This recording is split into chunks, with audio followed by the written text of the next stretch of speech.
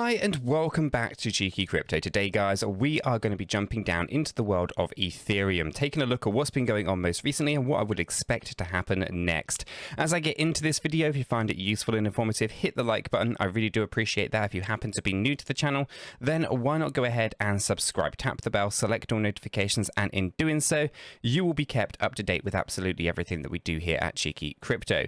Now, if you haven't yet joined us in Discord, link is in the description down below. It's a fantastic community talking crypto 24/7. It's completely free, and I don't think you'll be disappointed by what you find down there. So why not go ahead and check that out today?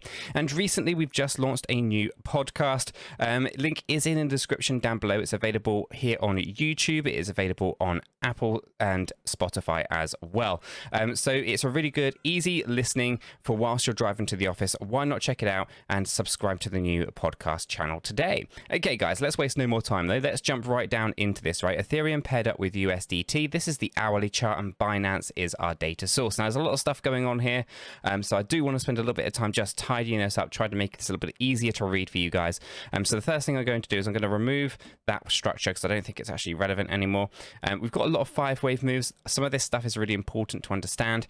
We've got a wave 1 here, wave 2, wave 3, low 4 on the bounce, and a potential kind of move down lower. We also potentially have this marked out slightly differently as well, with a wave 1 being over here, which is also a part of a WXY structure taking us down into this recent low as well. So there's quite a few things to kind of talk about here. Okay, so the first thing I'm going to do is I'm actually going to shoot up into our daily chart, okay, because what we spoke about, actually, I'm going to start with the weekly because this one has the bearish scenario, right? This one's not the best looking kind of forecast, but we do have this 5-wave impulsive structure to the downside that could see Ethereum dropping down to 633 to about $777. This little yellow box area is like a little zone, which is a typical wave 5 retracement. It ranges somewhere between 1.618 and 1.236 right here. So basically between $633 and $777. So if this plays out, then we should expect some kind of bounce. I've got a typical wave 4 retracement bounce here, taking us to about $1,500. And then from there, you basically collapse down into the final 5th wave low, which would put this target on the map of 633 to 777. Now that will take probably months to play out if it does play out. It's also possible that we just reverse up, and if we cross higher than 21,159, so basically $2,159, that with that 4th wave, then it invalidates the 5th wave structure going down. Okay, so there's a little bit of hopium there, just if we can get that decent price action moving further forward. If we don't, however, downside is highly likely. It's also possible that we don't bounce as high as this as well. It does seem a pretty high bounce for Ethereum under these kind of climate conditions. So I'm going to leave that there. I don't want to kind of talk about it too much, but it is, you know, pretty negative. I'm just going to leave that on the daily there as well. What is that? Should have been just on the weekly. Yeah, it's on the weekly. That's fine. And then I'll also do the same with this fib. I only want this one on our weekly chart. I'll leave this little area as well. So yeah, so essentially that's kind of what's going on there. So if I bring this down now into our daily time frame, well, here we can see that we've got a daily 5-wave structure to the downside. Now this is a similar kind of move potentially. Now this one is a little bit more difficult because this is based on, and again, this is a theoretical move, and this is based on coming down towards $700 or so. It's possible that we have here as a zigzag, which is an ABC structure, right? ABC like this, right? A zigzag, because we've got 5-3-5 structure. And what we're looking for is another 3-5 structure to make it in a 5-wave structure to the downside, right? I'm saying the word structure a lot, but basically we've got 5-3-5 at the moment. That's called a zigzag pattern.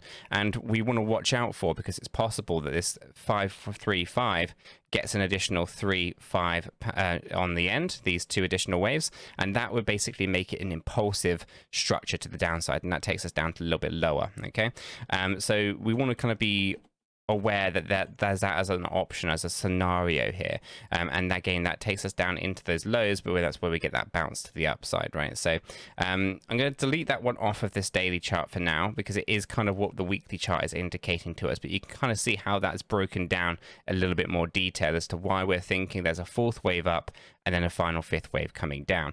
Now, as I come down into our hourly chart, well, here we get to see some of those micro movements that are going on, right? We've technically have hit our low fifth wave move here. So, you know, we've got a couple of options. We can either treat this as a third wave move, and this is a fourth wave bounce with a fifth wave to come. If that's the case, then we are talking about the $807 range down here, this $810 range just at the bottom. This is a scenario option, right? However, it is also possible that actually we're just moving into that macro fourth wave and then we pull back down. However, there is a big caveat to this. I'm not expecting anything major to occur here. Now, we've got a theoretical five-wave structure here, which could be a zigzag. So we could be looking for this kind of A, B, C zigzag. That could be our fourth wave move. Again, takes us maybe towards that $1,500 range. So I am expecting some kind of collapse to come down next. Okay, the next move I think is down for Ethereum.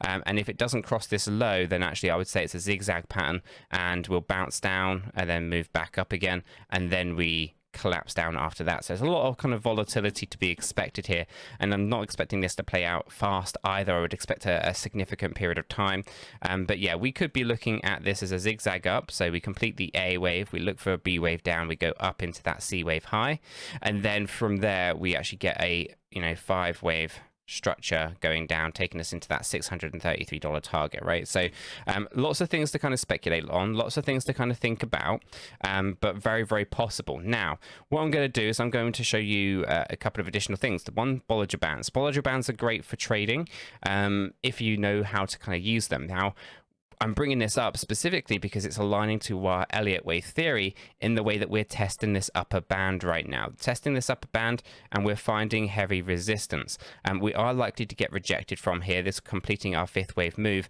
and then basically our little five wave structure, that is. We'll be looking for that B wave to come down. So we're looking for a collapse down here. It could be a few percentage points. I mean, take it from that high. Yeah, we'll probably look at a good 10% or so, I would have thought. And then from there, we bounce back up again. So Bollinger Bands are indicating very similar to what Elliott wave theory is and my wave counts, which is good to kind of get that acknowledgement there. Now, if I bring the stochastic RSI and we take a look at the momentum indicator, we're overbought, so downward action here is very, very likely, and we should be looking at downward moves. Now, you couple the stochastic RSI, you cannot use it on its own, you have to use it with another indicator. So stochastic RSI, Bollinger Bands as a pair indicating downward move, Elliott wave theory plus stochastic RSI indicating downward directional moves. So essentially we are looking at moves to the downside next. Now, as I come up into the 4 hourly, guessed it, it's overbought. We should be thinking about moves to the downside. And if we jump up into the 8 hourly, yep, there you go, overbought. We should be thinking about downward moves. So therefore, we've got confirmation not only from a couple of different indicators that the top of a local move is being found, but we also have the stochastic RSI, that momentum indicator telling us that actually things are about to reverse, things are about to move down, and we should potentially, you know, be getting ahead of that.